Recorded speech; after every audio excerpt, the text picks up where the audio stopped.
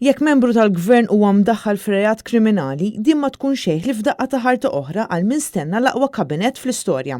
Hekk saħaq il-lettur fl-Università ta' Malta George Vital Zammit f'post fuq il-midja soċjali fejn irrefera għal dak li ġie żvelat fil-qorti din il-ġimgħa, meta Vince Muscat il-Koħħu taħt ġurament allega li apparti l-involviment tal-eks Ministru Chris Cardona li kien jaf bil-pjan sabiex tinqatel Daphne Caruana Galizia huwa jaf Ministru ieħor li kien involut b'biċċa xogħol kbira li saret snin ilu.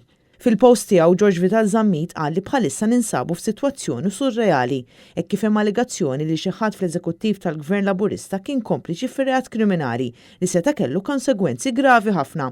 Huwa jkompli jgħid li hija biss b'xorti tajba li ma mitħadd fl-attentat ta' ħolda fuq l-HSBC illi kien sar fl-10 ta' Ġunju tal-2010 fejn ġew sparati 17-il tir u ntlaqtet karozza tal-Pulizija kif ukoll showroom fil-viċin. Possibbli li sirna daqshekk qisu xejn mhu xejn li nippermettu allegazzjoni bħal din, jistaqsi George Vital Zammit, pajjiżna qatt ma jista' jaċċetta sitwazzjoni fejn politiku u wisq aktar persuni li tifforma parti mill-eżekuttiv tal-pajjiż seta' kellu konnessjoni ma' reat kriminali ta' dil portata. George Vital Zammit ikompli jgħid li l-Prim Ministru għandu jaġixxi immedjatament sabiex dan id-dubju jitneħħa u l-politiku konċernat jekk huwa innoċenti inaddaf ismu u jkun jista' jkompli bil-ħidma tiegħu.